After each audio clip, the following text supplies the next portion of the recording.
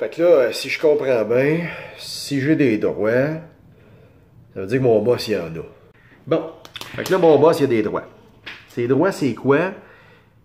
C'est assez simple. C'est qu'au Canada, dans les droits du travail, il y a une bonne partie des droits qui appartiennent à l'employeur. Ce qu'on appelle communément droit de gestion, droit de gérance, besoin d'affaires, peu importe le terme que l'étudiant du HEC sort parce qu'il est flambant neuf et qu'il arrive dans une nouvelle entreprise, on s'en fout, c'est la même chose. La question, c'est l'employeur m'a demandé de faire quelque chose. Bon. La base, c'est simple, c'est si je le fais, ce quelque chose-là, est-ce que je vais mourir? Bon, la réponse, si c'est non, l'employeur a le droit de le faire faire. Ça, c'est l'étape 1. Suite de ça, tu m'as-tu formé pour ce type de job-là? Donc, est-ce que j'ai les compétences requises pour être capable de faire la job que tu m'as demandé?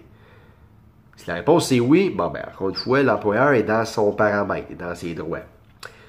Suis-tu seul sur le plancher en ce moment qui a cette compétence-là? J'ai une compétence particulière que les autres n'ont pas. On me demande de la faire, de l'exécuter.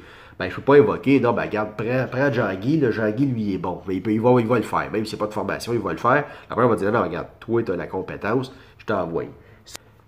Tout ça fait en sorte que l'employeur a un gros bassin pour jouer. On va dire, grosso modo, il y a 75% de la tarte. La tarte des droits, là, tu as un 75% qui appartient à l'employeur, puis un 25%, c'est tes droits de base, qui sont prévus dans les lois canadiennes puis québécoises. Après ça, tu rajoutes la convention collective. La convention collective, elle va peut-être rajouter 10, 15, 20, 25% en fonction de ton milieu de travail, du syndicat, du milieu que tu es. C'est variable en fonction de chaque département, de chaque place où ce que tu es. Par contre, toi, comme syndiqué, puis travailleur syndiqué, ta job, c'est qu'à chaque convention collective, c'est d'aller récupérer ces calices de droits de gestion-là à l'entreprise.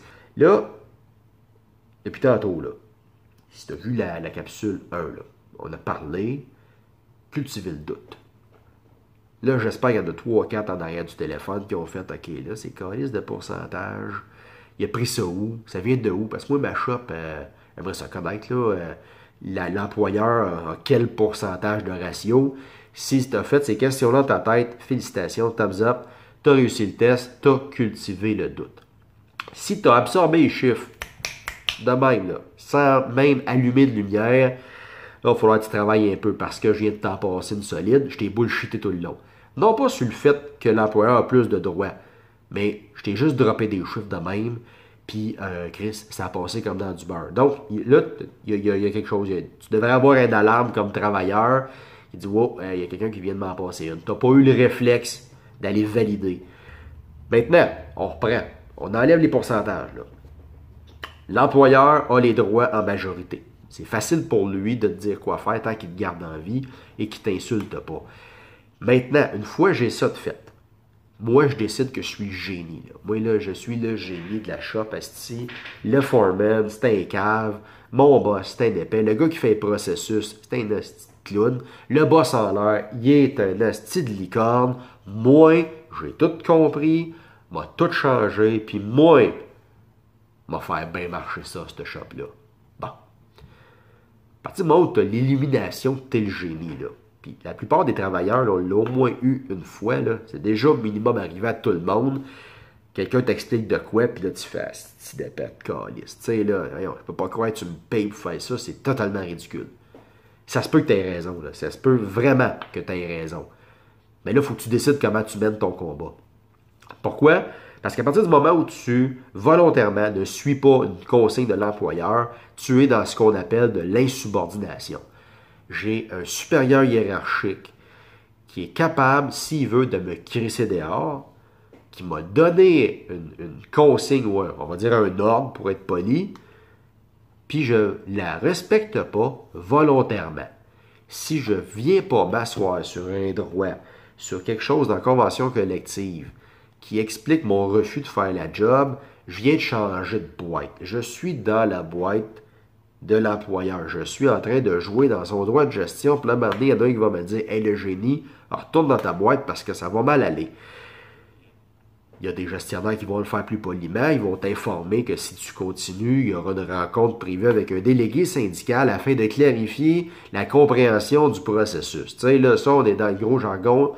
Mais en clair, là, c'est dépêche-toi de retourner dans ta boîte parce que tu vas voir, m'a crissé dehors.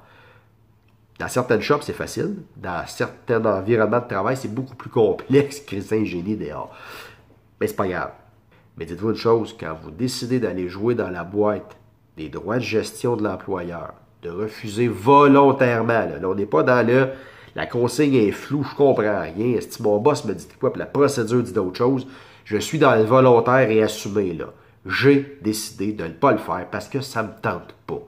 Mais quand tu fais ça, il faut que tu sois prêt. Il faut que tu te sois préparé. Il faut que tu l'assumes aussi. Parce que là, des fois, on a des travailleurs qui, pendant des semaines, l'assument ouvertement, qui mangent la merde, moi, il va le faire ma méthode. Puis quand on se ramasse dans le bureau avec le boss, ça se met à pleurer. Non pas de façon figurée, mais pour de vrai, là.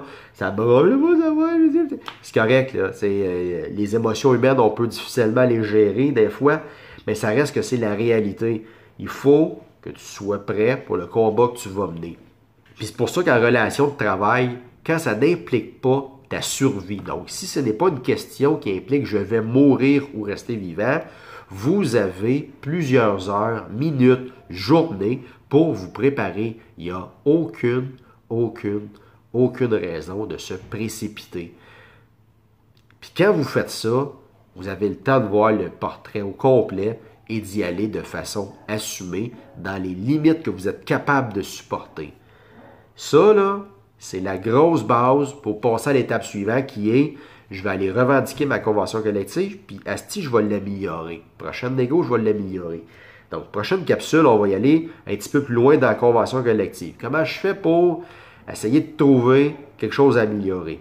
Là, je cultive le doute, j'arrête l'impulsivité du j'ai le doigt, je prends le temps de valider si j'ai reçu l'information nécessaire, puis je prends le temps aussi de m'informer.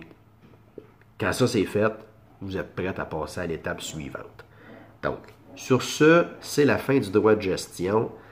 Bonne fin de journée et on se revoit à la prochaine capsule. Merci.